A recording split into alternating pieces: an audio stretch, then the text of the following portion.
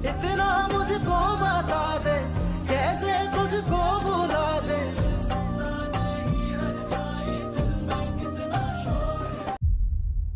मेरी वजह से एक बार फिर तुम्हारे और अनम के बीच जुदाई आ गई।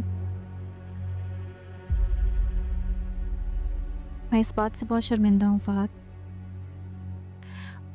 फहद, मैंने तो उसी दिन घर पहुँच के अनम की बदगुमानी दूर करने की कोशिश की थी। एक्सप्लेन किया था उसे कि मेरा और तुम्हारा लिंक सिर्फ काम की हद तक है, हमारा इसके अलावा और कोई ताल्लुक नहीं है। लेकिन अनम ने तो क्या, उस घर में किसी ने भी मेरी बात नहीं सुनी।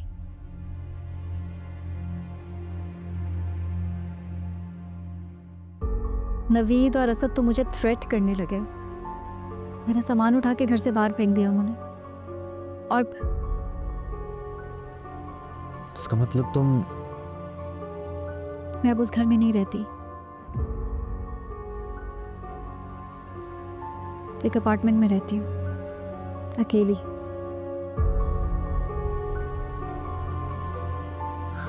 अम्मी मेरी वजह से बहुत परेशान रहती हैं।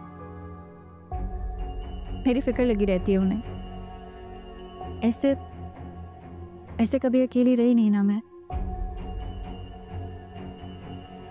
लेकिन फहद, बिलीव मी, मुझे तुम्हारी फिक्र है और मैं बहुत शर्मिंदा हूँ। और मुझे अफसोस है कि काश उस दिन मैं तुम्हारे ऑफिस ना जाती तो अनम को कभी पता ना चलता।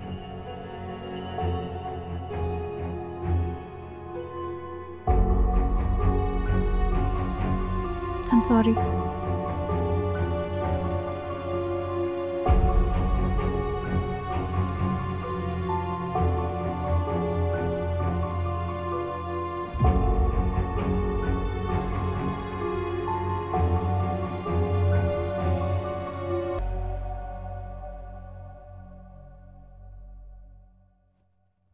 आज तुम्हारा अपॉइंटमेंट है ना?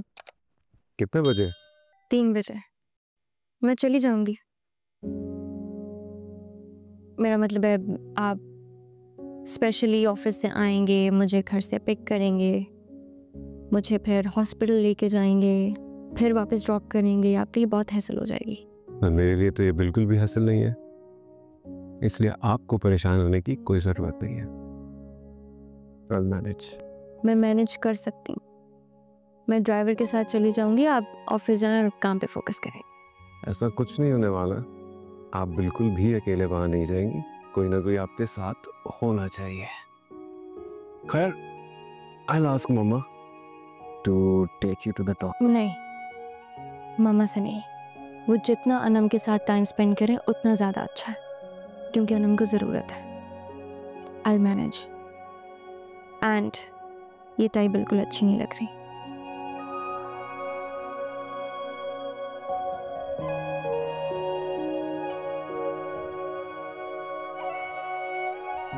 इस शर्ट के साथ ये वाली टाई ज़्यादा अच्छी लगेगी।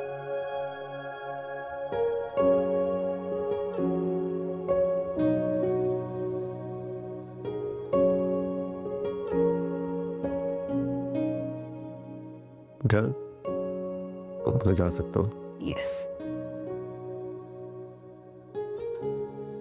एंड क्या आपके लिए? Take care.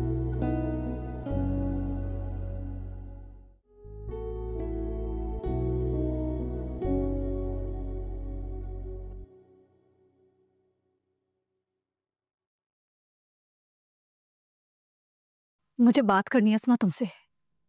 मुझे तुमसे कोई बात नहीं करनी, और बेहतर होगा कि आजकल मेरे सामने मत आओ। जब तुम मेरे सामने आती हो तो तुम खाना खाओ बेटा। तुम्हारी बेटी की वजह से मेरी बेटी ये घर छोड़कर चली गई।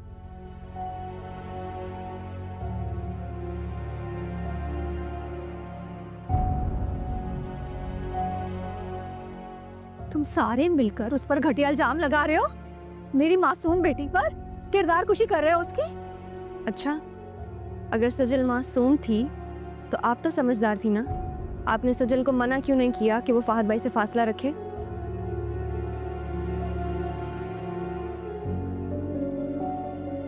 अगर वो अनम से छुप के फहद भाई से मिलेगी तो उसकी किरदार कशी होगी। बेटा किरदार तक बात तो तुम्हारे भी आई थी।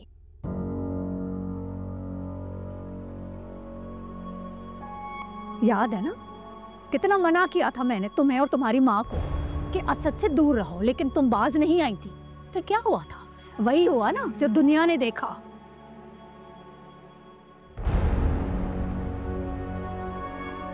इस वक्त बात मेरी और रूसा की नहीं हो रही, आपकी बेटी सज्जल और फहद की हो रही है।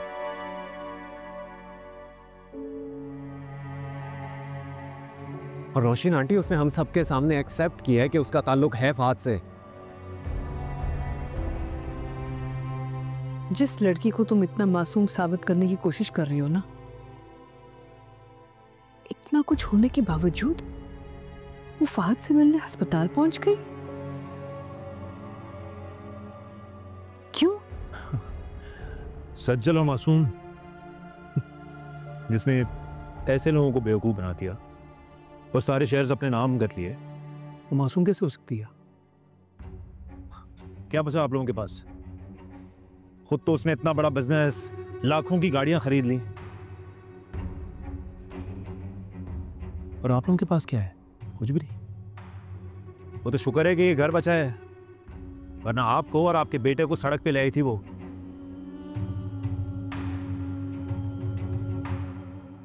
क्या ऐसा भी नहीं है कि शेयर्स चले जाएंगे तो मैं और मेरा बेटा सड़क पर आ जाएंगे?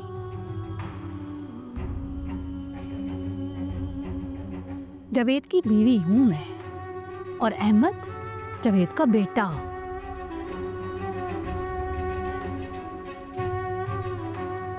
और मेरे मरहूम शोहर का बिजनेस और इन्वेस्टमेंट पाकिस्तान में तो क्या, पाकिस्तान से बाहर भी थी, मलेशिया में, है ना?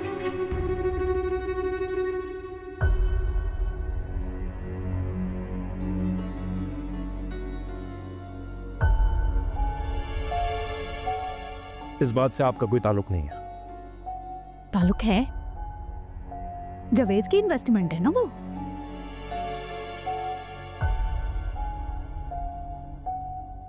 वो इन्वेस्टमेंट मामा के नाम पे हुई। सिर्फ ये उस इन्वेस्टमेंट की बेनिफिशियरी और सिर्फ ये क्लेम कर सकती हैं, और कोई क्लेम नहीं कर सकती। कर सकती हूँ, मैं क्लेम कर सकती हूँ। अस्मा के नाम पर जो बिजनेस शुरू हुआ, उस पर अस्मा का हक जावेद साहब की जिंदगी तक था।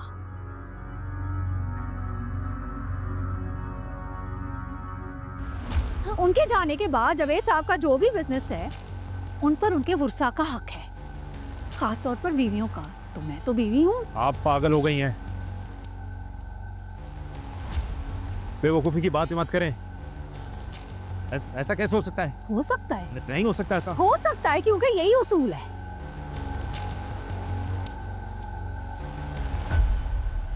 मैं अपना और बेटे का हक नहीं छोड़ने वाली। उसके लिए अगर मुझे अदालत जाना पड़ा तो मैं जाऊंगी। और बाद में तुम लोग मत कहना कि ये तमाशा मैंने लगाया।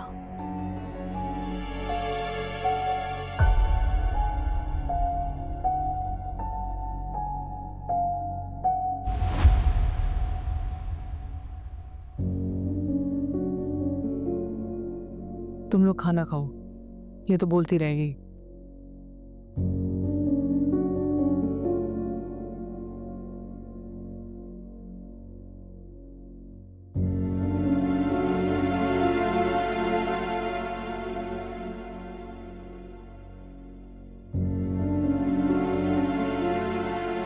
क्या आप जानती हैं क्या उल्टी बात कर रही हैं आप? क्या उल्टी सीधी बात की है मैंने? सही वक्त पर सही बात करके आई हूँ। कुछ हाथ नहीं आने वाला इस तरह आपके।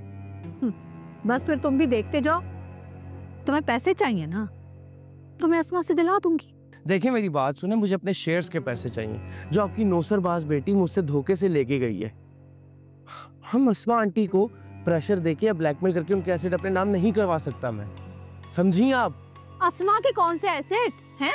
उसके बाप का छोड़ा हुआ माल नहीं है, तुम्हारे बाप की इन्वेस्टमेंट है, और उस पर जितना अस्मा का और उसकी औलाद का हक है, तुम्हारा और मेरा भी उतना ही हक है। अहमद समझो इस बात को। देखो सज्जल से ना मैं तुम्हें तुम्हारी एक एक पाई वापस दिलाऊंगी, ये मेरा तुमसे वादा है। मैं बख्शूंगी नहीं उसको, लेकिन अस्मा को भी ना अकेले यूं करोड़ों रुपए हजम नहीं होने दूंगी। देखो इसके लिए ना तुम्हें मेरा साथ देना होगा। घाटे यार।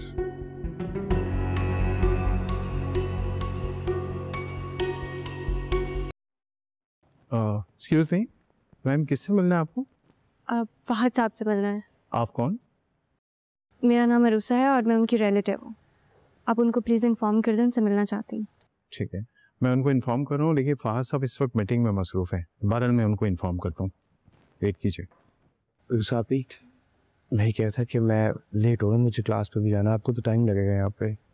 हाँ, मुझे 10-15 मिनट तो लग जाएंगे यहाँ पे, और मैंने बाद में हॉस्पिटल भी जाना, मेरी अपॉइंटमेंट है।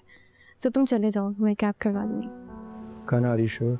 हाँ, and thank you so much कि तुमने मेरी हेल्प की। अच्छा नहीं, कोई मसले वाली बात नहीं है, बस आप घर पहुँच के ना मुझे मैसेज ज़रूर मैं कर कीजिएगा, ठीक है? चलो मैं चलता हूँ। अल्लाह हाफ़िज़। एक्सक्यूज मी मैम, फहद साहब फ्री हो गए, प्लीज़ आता हूँ।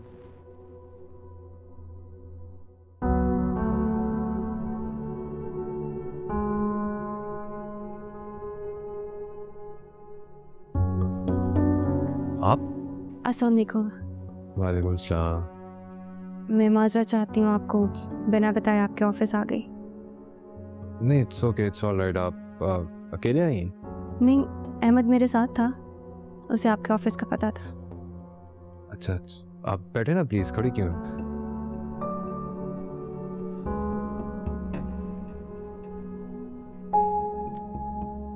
कैसा आना हुआ?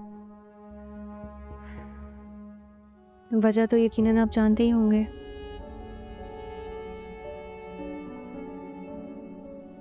फहद भाई, आप क्यों कर रहे हैं ऐसा? रिश्ते बहुत मुश्किल से बनते हैं, आपने इतनी आसानी से उन्हें तोड़ने की बात क्यों कर दी? उस वक्त मुझे बहुत गुस्सा आ गया था, बाद में मुझे एहसास हुआ कि मुझसे बहुत बड़ी गलती हो गई। और फिर आपने क्या किया? जब आपको एहसास हो गया कि आपसे गलती हो गई है, तो आपने उसका अजाला करने की कोशिश क्यों नहीं की आज तक? देखिए मरूसा, आप सिर्फ मुझे ब्लेम नहीं कर सकती, जबकि मैं आपके सामने अपनी गलती का एतराफ़ कर रहा, शर्मिंदा हूँ। मगर क्या आज तक अनम को यह एहसास हुआ कि उसने मेरे साथ क्या किया?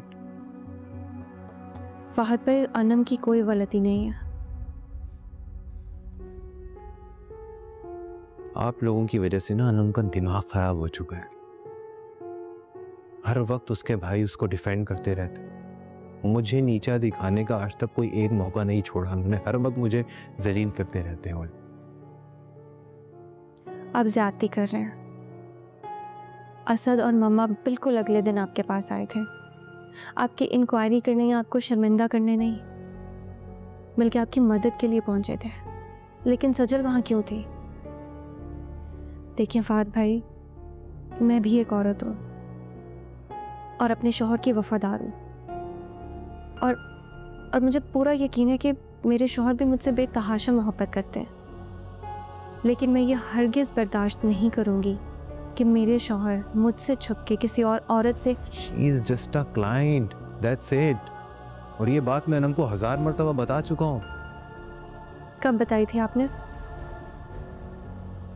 देखिए मरूसा, सीधी सीधी बात है, अनम सज्जल से चिढ़ती है। वो पहले भी इतनी छोटी छोटी बातों पे रिएक्ट कर चुकी है कि मैं आपको बता नहीं सकता। आपको तो अच्छे तरीके से याद होगा, आपकी शादी वाले दिन तब भी अनम मुझसे नाराज थी। असद के कहने पर मैं उसे मनाने के लिए गया। आप शायद सजल को ठीक से जानते नहीं हैं। अगर आप उसकी साजिशी ज़हनियत से वाकिफ़ होते तो आप उसे अवॉइड करते।